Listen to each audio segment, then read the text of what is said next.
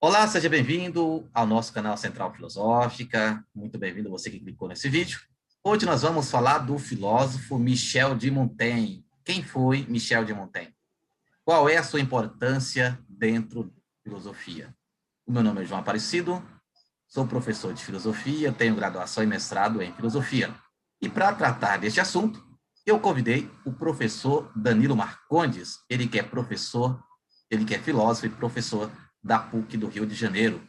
Professor Danilo Marcondes, seja muito bem-vindo aqui ao meu canal Central Filosófica. Muito obrigado, João Aparecido. É um grande prazer estar aqui com você.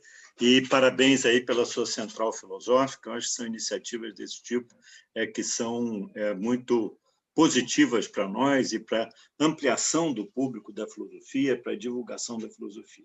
E também parabéns pela escolha do tema Michel de Montaigne. Como nós estávamos comentando, Montaigne nem sempre é muito discutido, né? Tanto quanto Kant, o Nietzsche, o outros, Descartes mesmo, né? Mas é um filósofo, como eu pretendo mostrar rapidamente, de grande importância e de grande originalidade, sobretudo. Certo, sim, sim.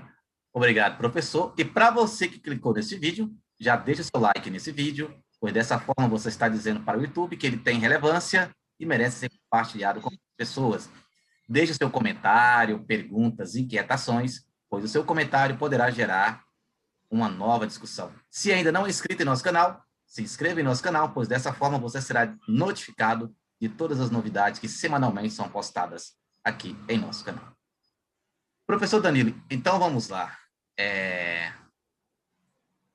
Então, quem foi, né, ou quem é, né, Michel de Montaigne? Acho que você colocou bem, porque sobre os filósofos, a gente sempre deve usar o presente, né? Porque eles estão aí vivos entre nós, né? Então, Montaigne, como está aí, é um filósofo do século XVI, foi um grande filósofo, mas também é um grande filósofo. Por quê? Porque nós continuamos a ler Montaigne, ele continua a despertar muito interesse, ele continua a nos provocar enquanto pensador. Ele é um pensador da segunda metade do século XVI, de 1533 a 1592, e é um pensador que, na minha opinião, deve ser entendido no seu contexto. É um pensador da França, né, desde o século XVI, um século extremamente conturbado. É o século da Guerra Civil. Né? Por isso eu estou dizendo, então, que a primeira proposta que eu faço é tentar situar um pouco o Montaigne na sua época, que é essa do Renascimento francês, ou do final do Renascimento francês. Vou enfatizar a originalidade do Montaigne, né, enfatizar a sua originalidade, os grandes temas da sua obra, e também, que foi uma preocupação que você apresentou aí, mostrar a importância e a influência de Montaigne na formação do pensamento moderno. A época de Montaigne, eu selecionei para ilustrar a época de Montaigne, essa imagem, né? Essa é uma imagem célebre, que aparece muito nos livros de história, que é a imagem do massacre de São Bartolomeu, que ocorreu no dia 24 de agosto de 1572, o quadro é pelo Francisco François Duby, e esse massacre representa o massacre que os católicos fizeram dos protestantes no dia 24 de agosto de 1572, a noite de São Bartolomeu. Então, morreram mais de 10 mil protestantes nas mãos dos católicos em toda a França, não só em Paris, mas principalmente em Paris. Então, foi muito marcante esse fato e ele representa exatamente o ápice um pouco da Guerra Civil Francesa, que é uma guerra entre católicos e protestantes, mas é também uma guerra que não tem só motivos religiosos, mas tem motivos políticos, evidentemente, são senhores feudais que estão em luta aí contra o rei, né? Então, muitos senhores feudais franceses se alinham aos protestantes, por isso. Há motivos econômicos, os protestantes reivindicam uma maior participação na economia francesa, eles se sentem, então, muito oprimidos. Então, a Guerra Civil foi o ambiente de Montaigne.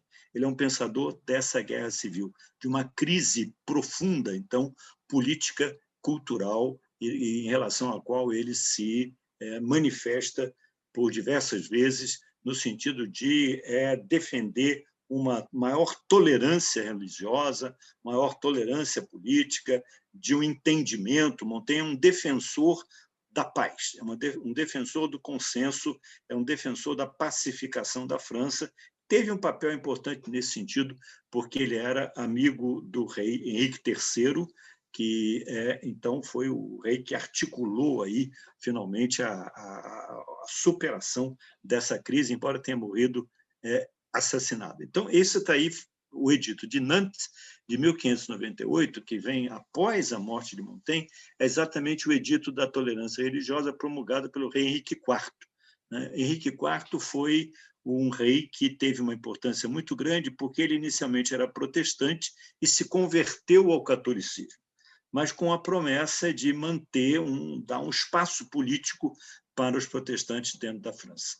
E o Montaigne foi um articulador da sucessão de Henrique III por Henrique IV, não só ele, evidentemente, outros políticos da corte também, mas acredita-se a Montaigne, então, uma influência muito grande nesse processo de tentar pacificar a França após essa guerra civil, o que de fato aconteceu. Então, há 3 grandes temas que eu destacaria em Montaigne. O primeiro é a questão do humanismo. Montaigne é um humanista, ele está dentro da tradição humanista do Renascimento, ele desenvolve uma segunda geração dessa tradição de humanistas, da importância que ele dá à discussão das humanidades, né? História, política, moral, todas essas discussões que eram discussões centrais, temas centrais no Renascimento, e que ele retoma de uma maneira muito pessoal, né, muito original, e o tema da subjetividade. Montaigne é um precursor do tema da subjetividade, será um dos grandes temas do século XVII. Mas ele trabalha a subjetividade num sentido muito original, né? Ele fala já, muito antes de Descartes, do eu, né, do moi, né? E isso vai ser importante na filosofia de Montaigne.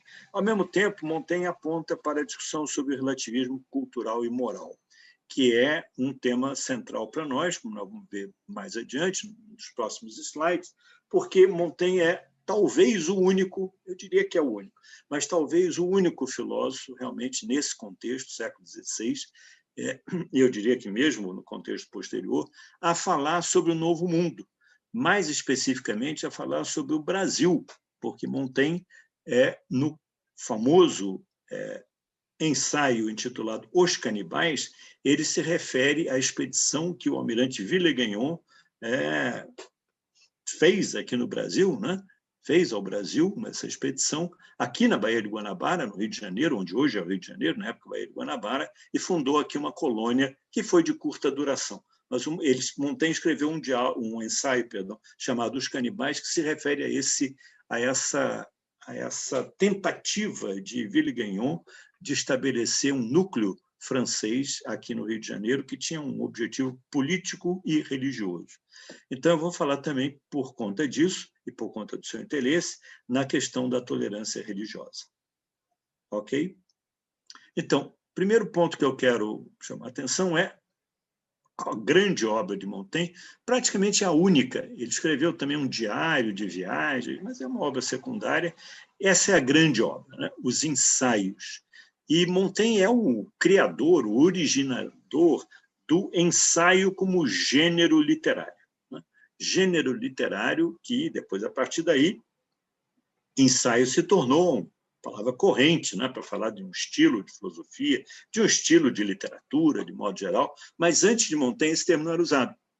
Ele, então, é o criador do ensaio, e ele vê o ensaio exatamente como uma investigação, veja aí a citação que eu faço, viso aqui apenas a descobrir a mim mesmo. Uma espécie de processo de autorreflexão, de tomada de consciência, né, de discussão do que significa isso, né? A sua vivência, a sua natureza humana. Eu diria até que Montaigne, nesse sentido, é quase que um precursor dos existencialistas do século XX, né? Porque ele fala muito da sua experiência de vida. Então, os ensaios começaram a ser escritos em 1580, você tem aí a primeira e a segunda parte, em 1588 ele lança uma terceira parte. É um texto que é muito rico, muito diversificado e é muito variado, é muito heterogêneo. Quer dizer, não há a ideia do ensaio é exatamente que não há uma regra, não há uma estrutura fixa, determinada. E muitos intérpretes de Montaigne veem o ensaio exatamente em contraste com o tratado medieval, com textos mais sistemáticos, né? O ensaio é para ter uma liberdade de autoria. Então, está aí exatamente a importância do gênero ensaio. O próprio Montaigne enfatiza muito isso, né? Ensaiar quer dizer, nesse sentido, experimentar, testar, né? E o ensaio deve ser visto como contraposição ao tratado escolástico. É claro que há precursores. Petrarca, já no século XIV, escreve textos que você poderia incluir aí como ensaio. Erasmo, já no século XVI, um autor que certamente influenciou Montaigne, também escreve textos que a gente poderia considerar ensaios. Mas é Montaigne que inventa um ensaio no sentido que ele cria esse nome, né, e atribui aos seus textos, a um conjunto de textos que ele publica, o título de ensaios, como se fossem tentativas. Né? O ensaio é uma tentativa, é alguma coisa que eu sei que não está pronto, mas faz parte aí de um processo de criação literária, de criação do pensamento, de criação filosófica. Então, aquela questão que você me colocou no início, com frequência Montaigne é incluído muito mais no campo da literatura do que no campo da filosofia, no sentido mais rigoroso, como é Kant, por exemplo, ou Hegel. Mas eu acho que Montaigne se importaria com isso, não, porque para ele o importante é a liberdade do pensamento e a liberdade do estilo. Ele não quer exatamente argumentar de um modo formal, né? Ele quer lançar ideias, ele quer falar sobre o que ele pensa, ele muda de ideia com frequência, ele retoma os temas em outros ensaios. É um pensamento muito dinâmico, é um pensamento, como diz o Starobinsky, que é um grande especialista em Montaigne, é um pensamento em movimento. Montaigne é um filósofo em movimento. Professor, só uma pergunta. Diga. Sobre a influência do Petrarca, em qual aspecto que ele influencia o Montaigne? Foi mais no aspecto político ou foi no estilo de escrita? Não, eu acho que é no estilo de escrita mesmo, porque o Petrarca tem uma série de textos, né, que a gente não diria que são textos literários, mas a gente não diria que são textos de filosofia no sentido tradicional da época. Pensa lá no século XIV, é o auge da escolástica ainda. E o Petrarca está querendo exatamente se libertar daquelas fórmulas rígidas da escolástica, né? Tudo muito enquadrado, tudo muito sistemático. Então, Petrarca é um pioneiro nesse sentido, ao escrever de uma forma mais livre. Eu acho que é nesse sentido que a gente pode ver o Montaigne nessa mesma linha. Aí está o Castelo de Montaigne. Está lá até hoje, na região do Périgord, é perto de Bordeaux. Aliás, Montaigne foi prefeito da cidade de Bordeaux, e esse castelo era onde ele vivia. Um castelo modesto, como você pode ver. Montaigne não era um nobre, assim, nesse sentido mais forte do contexto francês, né? Ele era um sujeito que tinha uma propriedade e a família dele cultivava vinhos, né? Então, isso é uma coisa interessante. Aí, produtor de vinhos, vamos voltar lá ainda, desculpe, vamos voltar ao castelo. E ele construiu esse castelo, e nesse castelo, isso aí que está o foco dessa foto, vocês têm essa torre, né? E nessa torre ele construiu para si uma biblioteca e um escritório. E era lá que ele passava grande parte do seu tempo. Montaigne era um sujeito muito meditativo, né? Então ele passava boa parte do seu tempo fazendo leituras e escrevendo esses textos, os assim chamados ensaios. Então ele se refere muitas vezes a esse local assim como um local privilegiado, né? O espaço do pensamento, o espaço em que o filósofo produz as suas ideias a partir do seu castelo e da torre desse castelo. Esse castelo está lá até hoje, é possível visitá-lo lá no sul da França. Vamos em frente, então.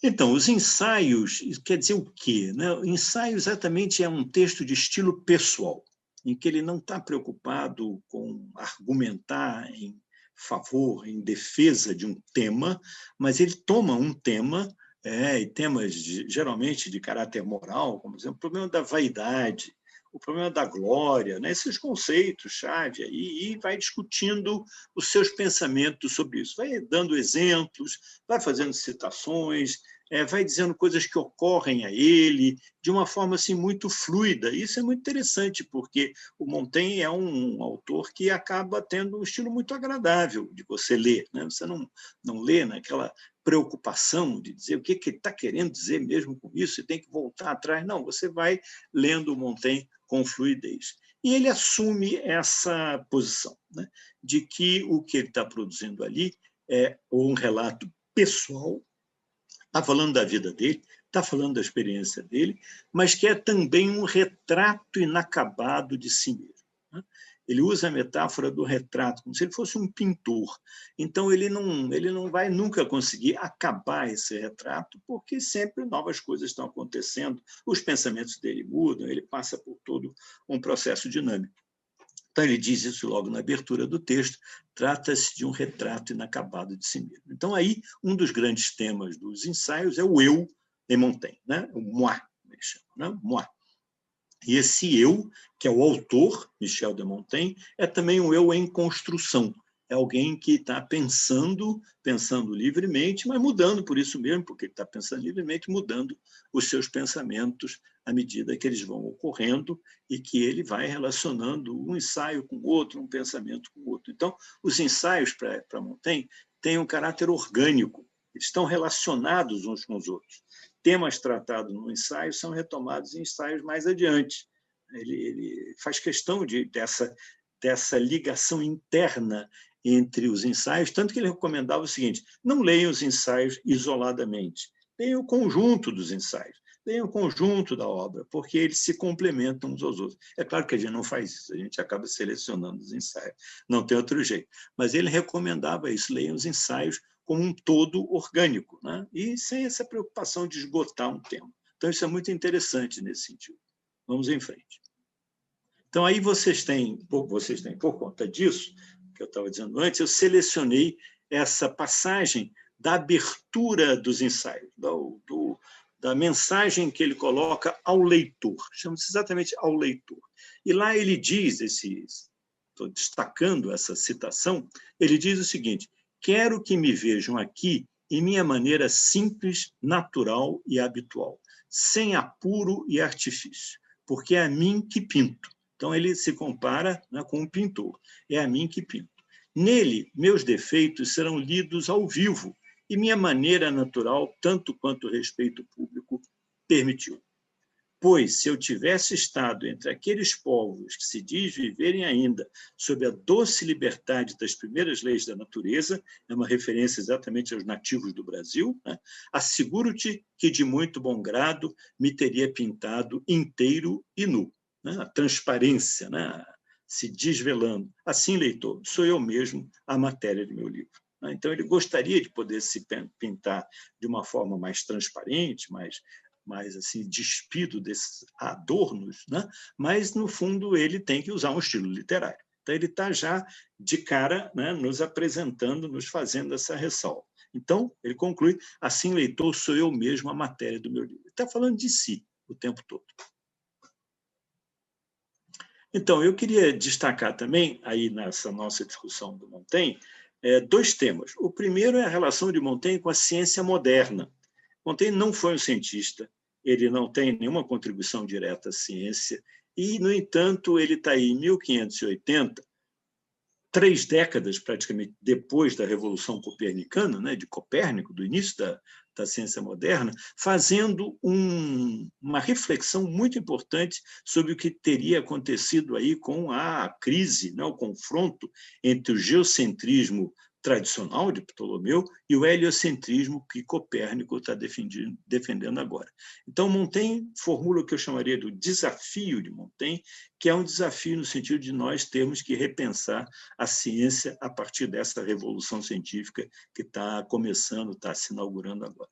Ele fala o seguinte: que concluir, senão que não temos que nos preocupar com saber qual dos dois sistemas é verdadeiro, o geocentrismo ou o copernicano. Quem sabe se daqui a 1000 anos outro sistema não os destruirá a ambos, Temos, portanto, quando se apresenta uma nova doutrina, razões de sobra para desconfiar e lembrar que antes prevalecia a doutrina oposta. Então, ele está, nesse sentido que eu disse acima, que Montaigne é um defensor de um relativismo histórico, né?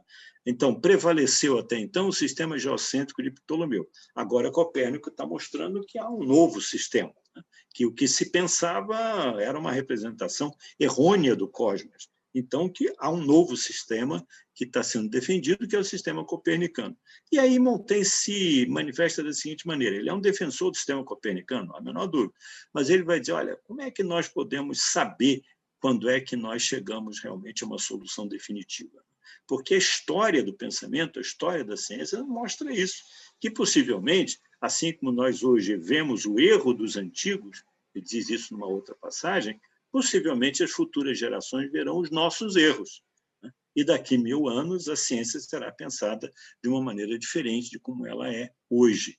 Então, isso ele faz uma reflexão nesse sentido muito atual, né? Quase que eu brinco aí, quando a gente discute esse tema, Montaigne precursor de Thomas Kuhn, a questão da revolução científica, porque os paradigmas científicos mudam, né? Está falando aí que nós estamos num momento de mudança de paradigma científico, mas está argumentando também que possivelmente outros paradigmas científicos acontecerão no futuro, como de fato aconteceram com a teoria da relatividade, né? Mecânica quântica, etc. O modelo de cosmos, por sua vez, mudou mais uma vez. E mudará outras, sem dúvida, no processo aí de desenvolvimento da ciência. Acho que é muito significativo esse ponto. Agora, o segundo ponto que eu queria trazer aqui para a nossa discussão, e porque é muito importante para nós, né, nós brasileiros, nós aqui no Novo Mundo, nós aqui na América do Sul, e particularmente para nós aqui no Rio de Janeiro, na Baía de Guanabara, porque foi aqui que os franceses chegaram. Queria falar um pouquinho desse experimento francês de 1555. Os franceses mandam um almirante, o almirante Villegagnon, para a Baía de Guanabara, com uma missão. A missão de Villegagnon não era uma conquista do território do Brasil, não tinha esse objetivo. A missão do Villegagnon era fazer um experimento político, porque o Villegagnon traz consigo um grupo de católicos e um grupo de protestantes.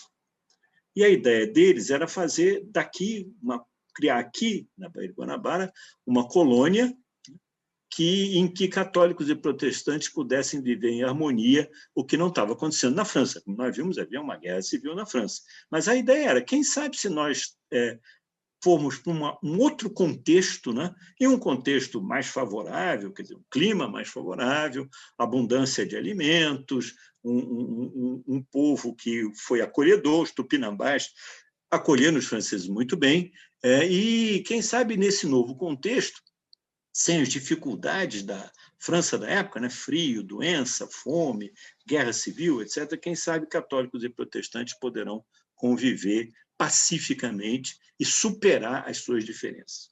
Então, foi uma tentativa muito interessante essa, e isso traz à tona o problema do relativismo cultural, né? Como é que nós, então, até que ponto essas experiências humanas são relativas ao seu contexto ou não. Infelizmente, não funcionou. Católicos e protestantes continuaram a guerrear, ou a não se entender, e o Villegagnon voltou para a França muito desiludido em 1557. Durou só 2 anos esse experimento francês aqui. Então, mas o Montaigne reflete sobre isso e levanta essa questão.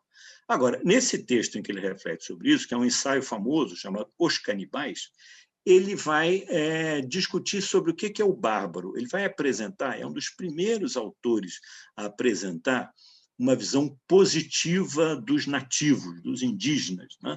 Dos tupinambás, no caso, porque havia todo um mito do bárbaro, do selvagem, do canibal, e o Montaigne faz uma reflexão sobre isso. Né? Ele faz uma reflexão sobre isso. Ele diz o seguinte, destaquei essa passagem: não me aborrece que salientemos o horror barbaresco que há em tal ação, o canibalismo, mas sim que, julgando com acerto a falta deles, sejamos tão cegos para as nossas. Penso que há mais barbárie em devorar um homem vivo do que morto, em dilacerar por tormentos e torturas um corpo ainda cheio de sensibilidade. Como não apenas lemos, mas vimos entre vizinhos e concidadãos, e o que é pior, sob o pretexto da piedade e da religião. Então, eu destaco isso por quê? Porque Montaigne está dizendo, não, é claro, o canibalismo é um ato bárbaro. Nós temos que condenar moralmente o canibalismo. Se isso de fato ocorre, é um exemplo de selvageria. Agora, aí vem o relativismo cultural, e o relativismo moral, e o relativismo da questão do barro. Quando isso acontece também aqui, na França, no contexto francês, no contexto da Guerra Civil, no contexto da guerra entre católicos e protestantes, em que um tortura o outro, queima na fogueira e submete a todo esse tipo de coisa, nós devemos nos considerar também bárbaros, que fazemos tão mal ou pior do que os canibais. O canibalismo pode ser um ato ritual, o canibalismo pode ter várias interpretações, mas nós aqui na França estamos também cometendo atos de barbárie.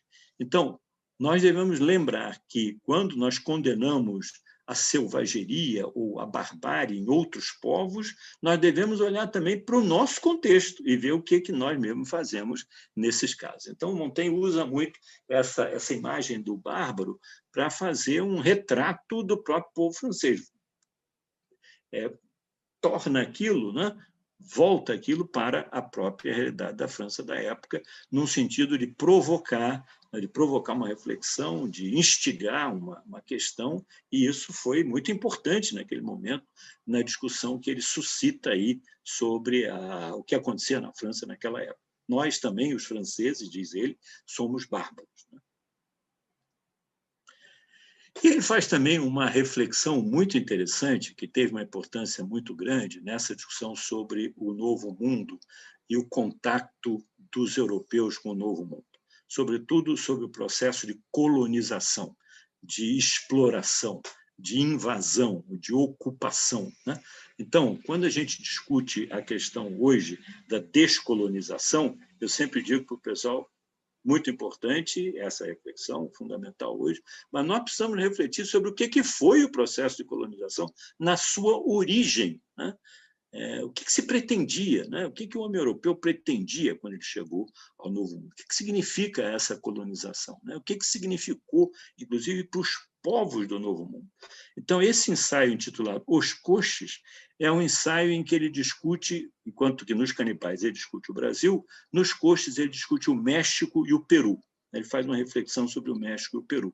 E ele se baseia, tanto no caso do Brasil quanto no caso do México e do Peru, em relatos da época, em navegadores, em exploradores, em missionários que tiveram, tanto no Brasil quanto no México e no Peru, escreveram sobre isso. Então, Montaigne reflete sobre essa experiência nova, sobre a violência da colonização, mas também sobre o que a colonização revela dos hábitos culturais desses povos e nos faz pensar sobre os nossos hábitos culturais, diz ele, lá na França do século XVI. Ele coloca em questão os valores, os hábitos, as práticas dos franceses, comparando-as com a dos diversos povos nativos das Américas. Isso é muito original na época, ninguém tinha feito isso, os filósofos não faziam isso. Você falou em Kant, logo no início da nossa conversa. Kant é um universalista, questão cultural pouco aparece em Kant, e o Montaigne está colocando a questão cultural no primeiro plano da reflexão filosófica. Então, ele diz, nesse ensaio famoso, Os Coches, o seguinte: nosso mundo, o mundo europeu, acaba de descobrir outro, essa questão do outro, da outra realidade, presença do outro. Descobrir outro não menor, nem menos povoado e organizado do que o nosso. E quem nos diz que seja o último? Então, veja que ele compara favoravelmente, nem menos povoado e organizado do que o nosso. Vamos achar que eles são bárbaros, não são organizados nem nada, não. Eles têm a organização deles. E, no entanto, tão jovem que ignora o ABC e que há 50 anos não conhecia nem pesos, nem medidas, nem a arte de vestir, nem o trigo e a vinha. Nu, ainda, vivia do leite de sua ama, vivia da natureza. Se raciocinamos certo, e se o poeta o fazia igualmente, devemos pensar que o novo mundo só começará a iluminar-se quando o nosso penetrar nas trevas. Então, ele fala aí desse confronto cultural, político. Será uma espécie de hemiplegia, um membro paralisado e outro vigoroso e vivo. Receio, porém, que venhamos a apressar a decadência desse novo mundo com nosso contato, e que ele deva pagar caro nossas artes e ideias. Então, ele está falando aí sobre a devastação que os europeus trouxeram para o Novo Mundo, né? Sobre a destruição, sobre a colonização, sobre a escravização dos povos nativos e, sobretudo, pelo grande inimigo que eles trouxeram, né? E hoje a gente pode fazer uma analogia com isso, né? Para o Novo Mundo, os europeus, e que fez com que houvesse, de fato, uma grande devastação, que foram as epidemias desconhecidas no Novo Mundo, né? Os europeus trouxeram coisas como varíola, principalmente a varíola. A varíola trouxe muita mortandade, né? Não havia resistência, não havia imunidade dos povos do Novo Mundo contra esse vírus. E esse vírus matou mais gente do que os colonizadores espanhóis mataram, né? Morreu mais gente de varíola do que nas batalhas. E isso foi porque quase que metafórico, né? Não havia defesas dos povos do Novo Mundo contra a contaminação pela varíola. Então, isso é muito significativo. Só mais uma pequena intervenção. O senhor vai falando, né, dessa apologia que ele faz tanto a questão cultural, né, a diversidade cultural, as diferentes culturas que devem ser respeitadas, como também ao homem nativo. Eu pergunto se ele teve alguma influência em Rousseau. Certamente. Certamente, o Montaigne é uma referência importante para o Rousseau. O próprio Rousseau deixa isso claro. Certamente, o Rousseau era um leitor dos ensaios e ele se refere explicitamente ao Montaigne. Certamente. Então, eu concluo um pouco aí, né? Eu concluo aí dando a vocês duas grandes referências sobre o Montaigne contemporâneas, ou seja, de autores do século XX. O Lévi-Strauss, que vê no Montaigne exatamente um precursor da etnologia, né? Montaigne com Montaigne, diz o Rousseau, que começa a antropologia no sentido mais amplo, mas especificamente a etnologia, o estudo da cultura de outros povos, né? Na tentativa de entender essa cultura por ela mesma, tentando ser mais autêntico possível, né? Evitar, tanto quanto possível, projetar as nossas visões, os nossos valores sobre esses povos, mas tentar entendê-los neles mesmos. Então, ele tem esse texto, Lévi-Strauss, está traduzido para o português, chamado Relendo Montaigne, Relisant Montaigne, que está na História do Lince, está traduzido para o português também, é uma coletânea de texto do Lévi-Strauss. Então, Lévi-Strauss, com toda a sua influência, foi um dos autores que trouxe para o contexto do século XX a valorização de Montaigne. E o segundo é um dos autores mais originais, eu diria, na sua interpretação de Montaigne, que é o Jan Starobinski, e que está traduzido também para o português, e o texto de Starobinski chama-se Montaigne em Movimento, porque ele enfatiza o dinamismo do pensamento de Montaigne, né? É difícil você fixar aí alguma coisa sobre Montaigne, porque ele está sempre revendo, ele está sempre colocando em questão coisas que ele próprio afirmou, e está aí a originalidade dele. Então, em linhas gerais, esses eram os pontos que eu queria destacar na esperança, seja um outro tema que estava junto, e Descartes foi um filósofo muito influenciado por Montaigne, então eu tenho uma apresentação em que eu tento depois mostrar a relação de Descartes com Montaigne. Então, eu queria mostrar, com essas referências que eu trouxe, qual seria o interesse de Montaigne para nós hoje. Ele está no ponto de partida dessa discussão. Eu acho que ele é o primeiro a pensar, a desenvolver um pensamento da descolonização, né? Porque ele é um crítico da colonização, quando ela está começando, lá no século XVI. Né? O Montaigne leu Bartolomé de las Casas, o Montaigne leu os grandes autores que falam sobre e que fazem as denúncias da devastação que está ocorrendo no Novo Mundo. Então, eu acho que ele é um autor que se antecipou a muita coisa que veio a ser discutida depois. Você lembrou aí, inclusive, o Rousseau, né, que escreveu sobre, e que alguns acham que essa discussão por Montaigne do bárbaro, do selvagem, do índio, é o precursor do chamado mito do bom selvagem, né? Que a gente discute se Rousseau realmente tem um mito do bom selvagem ou não, mas, de qualquer forma, existe em Rousseau uma retomada muito central dessa discussão. E Rousseau escreveu, inclusive, uma ópera intitulada O Novo Mundo. Né? Sim. Professor, uma pergunta ainda sobre o Montaigne. Em que consiste que o Montaigne... Tá, o senhor falou do relativismo, né? Questão do relativismo, questão da subjetividade, mas o Montaigne também, em alguma medida, ele é considerado um cético, né?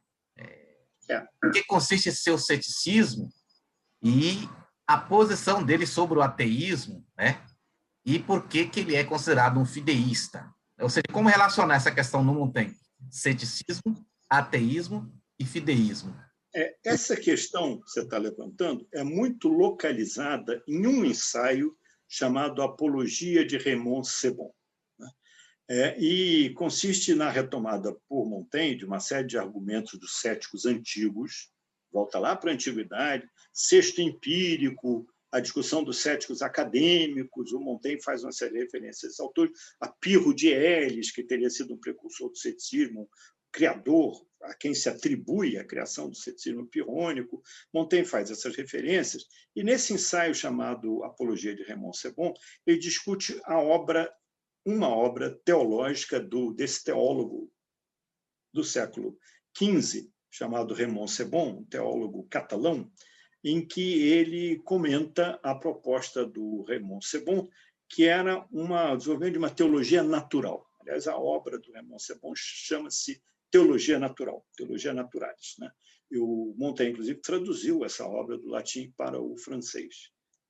E ele faz um comentário ao texto do Raymond Sebon, que é um texto religioso, né? Um texto de defesa de uma teologia natural e de uma teologia racional, de argumentos racionais, de uma defesa argumentativa da teologia. Né? E o Montaigne vai dizer, olha, o problema é que é muito difícil você tratar a teologia como uma ciência e conseguir fazer uma defesa racional, argumentativa de questões teológicas, porque as questões teológicas dependem essencialmente da fé, da nossa crença, né? Daquilo em que nós vivenciamos como fé. E a fé é uma experiência. Eu não tenho fé, eu não adquiro fé a partir de argumentos. Né? Não é a melhor maneira de se ter fé, não é ler um tratado de teologia, como o tratado do Raymond Sebon. Pode ser um tratado muito interessante, muito bem feito e tudo, mas aqueles argumentos não são convincentes, no sentido de que não são capazes de fazer com que alguém adquira a sua fé. A fé é um sentimento, a fé é uma experiência, a fé depende da graça divina. Né? A fé depende muito mais de nós do que da leitura de livros ou de sermos convencidos por um tratado de teologia. É nesse sentido que ele é considerado um fideísta, né? Porque ele vai defender a experiência da fé. A religião como resultante da experiência da fé, muito menos do que dos rituais religiosos, muito menos do que das obras teológicas, disso tudo aí. Por isso que ele defende a tolerância religiosa, né? Porque tanto protestantes quanto católicos podem ter uma fé autêntica, uma fé genuína. Né? Não vamos brigar, ele mesmo diz isso, não vamos brigar por conta da interpretação de um livro, ele diz isso. Né? Porque a fé tem a ver com experiência pessoal, com sentimento, com eu ser tocado aí pela graça divina. É nesse sentido que ele é considerado um fideísta. É nesse sentido que ele é visto como influenciando Pascal. Pascal escreveu sobre Montaigne, Pascal foi um leitor de Montaigne, né? E Pascal também tem um pouco essa... É discutível se Pascal é um fideísta ou não. Né? Alguns acham que ele não é.